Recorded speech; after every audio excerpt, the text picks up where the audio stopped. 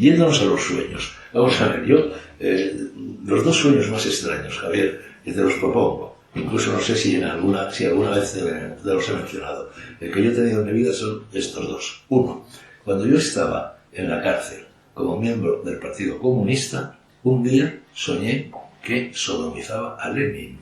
O sea, me llenó verdaderamente de perplejidad, que todavía no he conseguido explicarme, alguna explicación tendrá. El segundo sí lo conoces porque fue un sueño todavía más extraño, porque nos plantea en qué medida la frontera entre lo onírico y lo real existe o no existe. Es una frontera, en fin, con ósmosis, permeable o no lo es.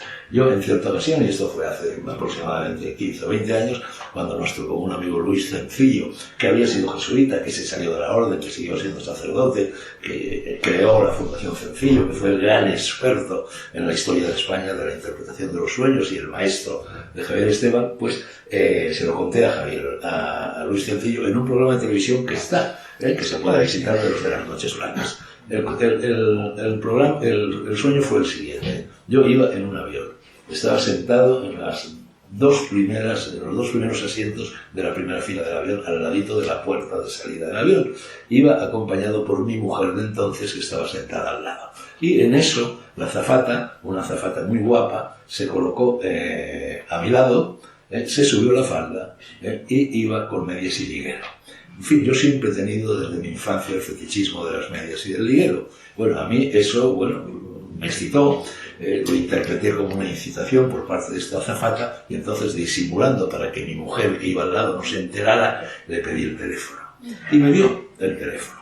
Y ya en eso aterrizó el avión, y yo ya bajé por la escalerilla y me fui, pero ese día me desperté inmediatamente, en ese mismo instante. Ya sabéis que normalmente nos olvidamos casi enseguida de lo que hemos soñado, a no ser que lo apuntes, etcétera, etcétera. Me acordaba del teléfono, entonces rápidamente lo anoté y llamé por teléfono.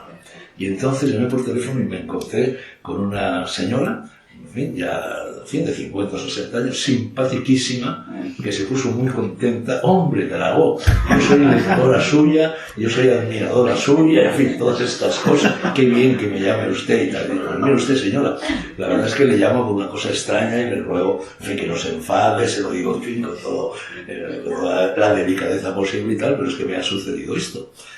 Yo tengo que confesar, y tampoco es una confesión porque está contado en una de mis novelas, en La prueba del laberinto, que yo siempre he tenido esta sensación pecaminosa, que por supuesto nunca he llevado a cabo, de que cuando estoy sentado en el pasillo de un avión, en el asiento del pasillo, y pasa la azafata con el carrito empujándolo, y se inclina normalmente cerca de mí, pues para sacar una botella de agua, una Coca-Cola, un paquetito de cacahuetes, lo que sea, a mí siempre me han entrado unas tentaciones tremendas de darle un azote en el trasero.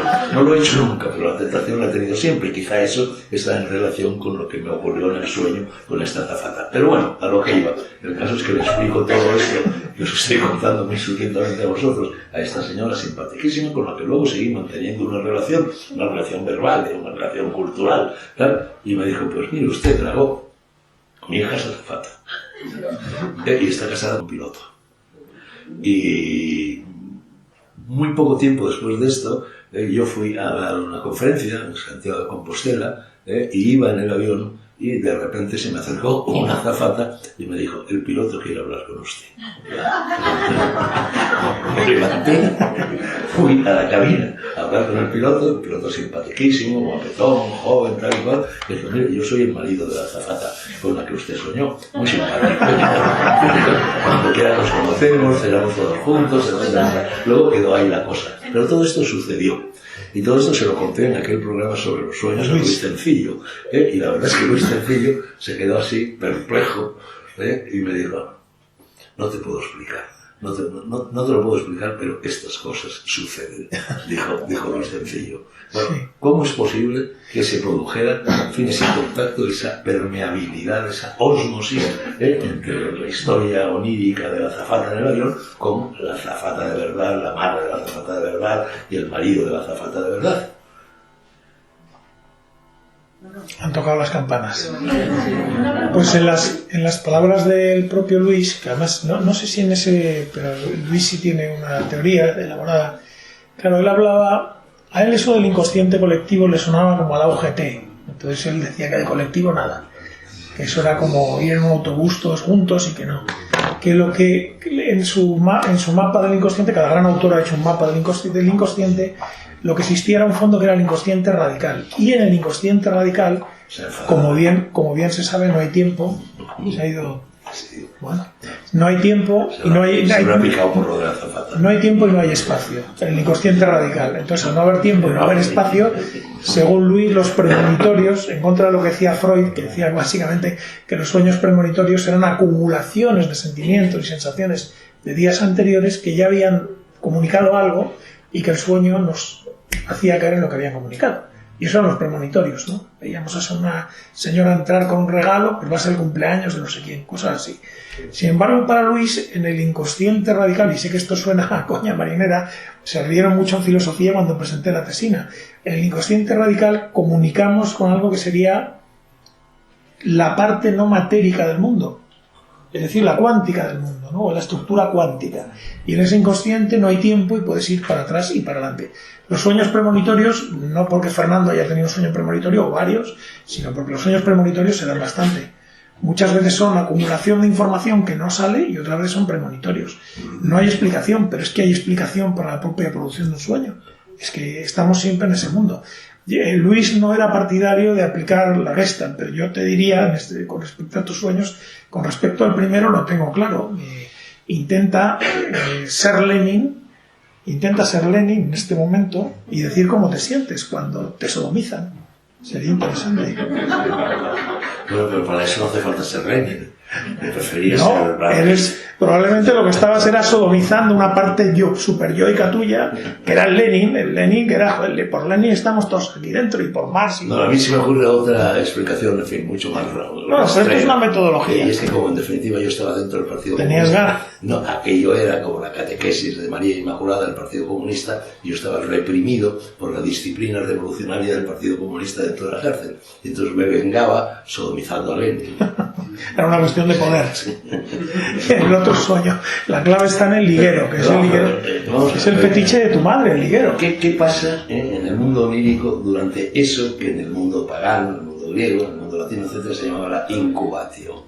Ese sistema, esa terapia que se aplicaba en los templos de Apolo, en los templos de Esculapio, etcétera. El propio Parménides, padre de la filosofía, era sacerdote que manejaba la incubatio. En fin, la incubatio consistía en algo muy parecido a lo que ahora se hace en las famosas cápsulas de aislamiento sensorial de John Lilly, por ejemplo, en las cuales yo he estado, me imagino que tú también has estado, etc. Piscinas. Te aíslas por completo. En la incubatio caías en una especie de silencio absoluto, de inmovilidad absoluta que se podía prolongar durante varios días, durante tiempo, y así curaban las enfermedades psíquicas de las personas. ¿Qué soñaba la gente en la incubatio? Cuando se aislaba por completo de la interpelación de la realidad, del contacto con la realidad. Bueno, soñaba. Y se hacían tratamientos de cura de sueño.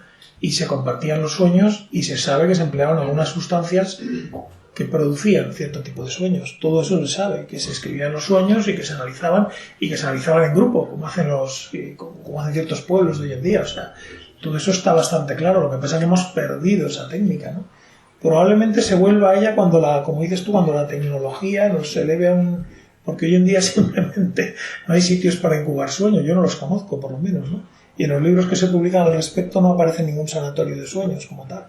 Hemos perdido esa tradición. No, porque el sueño... Hay algún terapeuta que lo aplica. Sí, claro que se aplica. Incluso a un curso del Círculo de Sueños y ahí hay una noche en que se incuban los sueños, pero no tenemos las técnicas que tenían entonces.